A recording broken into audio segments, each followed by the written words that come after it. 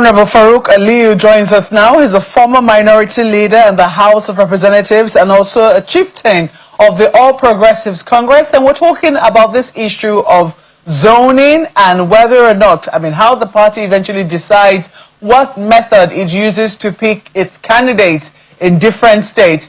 Honorable, it's good to see you in our Kano studios this morning. Thank you so much for joining us. I'm sure that you have been following up very strongly on the different issues that are coming up in different states. For instance, Kwara, which is bringing issue of zoning to the fore.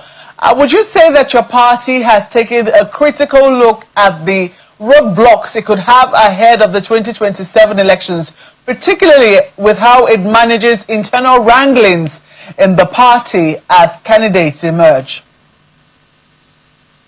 Good morning, Mapre. Yes, thank you very much for having me as well. Well, yes, different states, different issues, different problems, and different solutions. Yes, we've looked at that, and in the wisdom of the members of National Assembly, the Electoral Act that was passed, either consensus or through direct primaries. So, in most cases, like in each state of the Federation, this from last Friday, today, and tomorrow, we've been having what's called stakeholders meetings, where stakeholders are called and explained to that, look, let's go in as peaceful as possible, and let's try to see how we can do this thing through consensus. Yeah, there could be contention, certainly, but then the party also has come up with a solution. The solution is, you will, by the time you agree to buy the form, you will have accepted the general notion, which is consensus, because that's what we virtually have agreed, because it will bring less rancor, where you will agree that if you're a party member, and then you know who is who, you know who is stronger, you know your worth, and so on and so forth. And in states like Kwara, where you said zoning, it's not only in Kwara, in so many other states also they have these kind of issues. But then you look at numbers, you could zone a position just because of zoning, and that place you zone, they'll have the numbers. If they don't have the numbers, it's part of the things we're looking. We will try to convince people that, look, yes, we know, but first we need to win the election. So how do we win the election? So let's go where the numbers are. So it's part of what we're thinking about. Oh, it's pretty tricky, as you were given the instances, my head was playing the different examples, because the idea around zoning is to ensure fairness, to ensure inclusion, to ensure equity. And one would imagine that if you say that candidates or aspirants are only going to come from a certain area, then it should behove on every other party member from every other part of the state to support the particular candidate. So how does the issue of numbers come into the fore when you're talking about zoning? Yeah, because now supposing you zone a position where the people are less. So just for zoning's sake, you need to win the election first. So members of the party need to understand that, yes, there is need for zoning. Yes, zoning is necessary. But let me give you an example like of Kwara State, no, not Kwara, I think it was Kogi, where they decided in their wisdom of our leaders there, a position of a particular senator, which the zone, it was supposed to go to one zone, but they decided to put it where the numbers are there. And we won the election. So these are factors that we're going to look at. Irrespective of zoning, certainly to win the election is beyond zoning. Because you zone and you lose the election, what's the purpose? So we will call on our members to be truthful, to understand that, look, yes, in some cases there could be zone. And then look, also there are times where, even in the areas where they have less numbers, when the candidate is popular, the party will try to convince members from the areas that have numbers that, look, we have candidate A who is very popular in the state, so please vote for him. So we are going to look at those kind of things to ensure fairness. But winning the election is the principal things we're looking at. Consensus is a little more tricky. We've seen in Lagos State, for instance, where a deputy governor, some people would say it's a natural thing that should happen. A deputy governor could rise to become governor. He has the clout, etc., etc. And we saw yesterday the General Advisory Council, or the Governor's Advisory Council. I'm not trying to make out what the G is in the GAC, endorsing. Advisory Council. Yeah, thank you for that.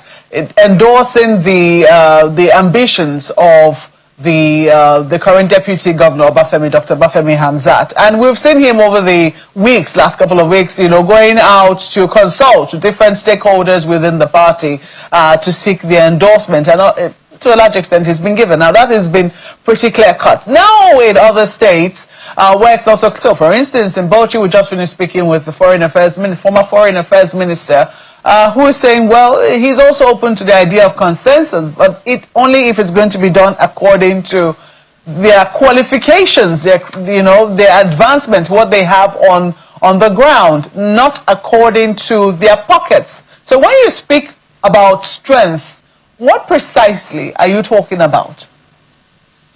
Well, we are going to look at pedigree, of course, qualification, and then acceptance to the people. So those are factors. And then we have a form that was designed in every state. Like I'm from Jigawa State. We have a form where before you go into the race, you would have agreed that, look, consensus should be our number one thing. And if you have agreed and signed to that memo of being consensus, so whatever is agreed, you're actually bound to do that. That is why the place is open for everybody. If you want, go and buy your form, but know from the beginning that consensus is the first thing we will do. And wherever consensus is not agreed, then we'll go for direct primaries. But then remember, direct primaries is just like general election. Virtually, I don't think anybody has money for that kind of, thing. You need support of the party. So I am sure the members will understand that going through consensus is the best. And that's what we're trying to encourage. And we call on the members across the country to accept this consensus issue. How do you achieve that in a way that is fair, and it seems to be fair by all? Some people will say, well, maybe this removal of indirect primaries was shooting the parties in the foot, because it appears not just your party that's going to be facing this conundrum.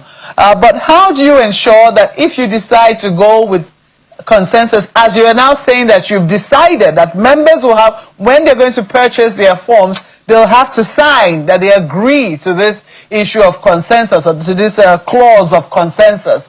How do you intend to ensure that it is fair and seen to be fair by all the candidates, all the aspirants concerned?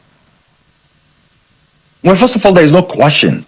It's just a form to be signed. If you still do not accept, you can ask for direct primaries. Really, that's it. But then if you sign to have agreed to consensus, and the general consensus is not you, and you still want to go for direct primaries, you are going to face Herculean task, because most of the stakeholders have agreed to candidate A. And while you said no, which means when you go for that primary election, the chances are you're not to win. So that's it. And in the wisdom of the members of National Assembly, I don't know why they did what they did, but also, in this country when there was indirect primaries, where members of the party, the executive of the party, collect money across parties to endorse someone that is probably not the right person. But now when you decide to go through consensus, let me give you an example of Jigawa State. Now what we decided, each local government has a committee. Like I'm leading the committee of my state, of my local government, Birnunku local government, with about 30, 40 members, leaders, who will sit with these members, go through their qualification, go through their pedigree and acceptability. And then we will advise that, look, we think you should step down for A, and so on and so forth. And if you do not agree, then you go over to the state. And there also they will try to convince. If you still don't agree, then you go for the direct primaries, which I told you is very expensive. So that is the wisdom behind what we in APC are doing now. Just one question that if I can quickly put in. put it in, Honorable.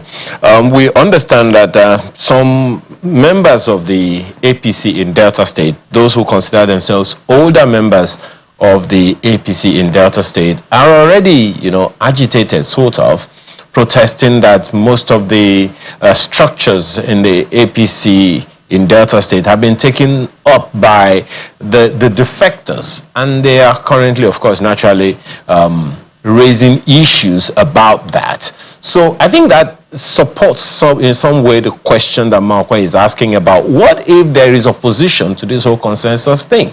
For instance, in the case of in the states where so many governors have come in with their people, with their own structures and all, into the APC, there are questions as to how the consensus candidature is going to be received by them in a way that will insulate or still maintain or retain the peace within the party, because some people right now think that that peace is fragile. That's true. Ayo, let me just borrow from Mokwe. It's very tricky, really. In most of the states, virtually all the states where we have governors came in from other parties, yes, there are challenges. Most original members of APC are not happy. Yeah, that's true. But then we have also agreed as leaders of the party that any governor that is coming will take 60% of the structure. That's the leadership of the party. But when it comes to the candidature, now a governor is not going to decide who becomes the candidate. It will still go through the leaders, the stakeholders at various levels, where you have combination of the defectors and the original members. So I'm sure in Delta State it's the same thing. And I am sure, because even if they try to deviate from that, the national headquarters of the party will wield the big stick that, look, you have to go through the right process. And no governor in this country, in APC, has been given everything that you should go and do whatever you like. No, you have to do it in conjunction with the stakeholders. So it is not the winner takes all. No, certainly no. Well, I'm pretty sure that we're going to call you, we'll have another conversation with you on this matter, Honorable, because what if in some cases, for instance, the 60-40 arrangement you talked about is not upheld? What if the powers that be, so to speak, decide that, we're going to take more than is assigned to us? As I said, we're going to have this conversation with you maybe sometime after the primaries, when all candidates have been selected and whatever issues have been dealt with. Thank you so much for your time this morning. Honorable Farouk Aliyu is a former minority leader, House of Representatives, as well as an APC chieftain. We appreciate your time today. Thank you.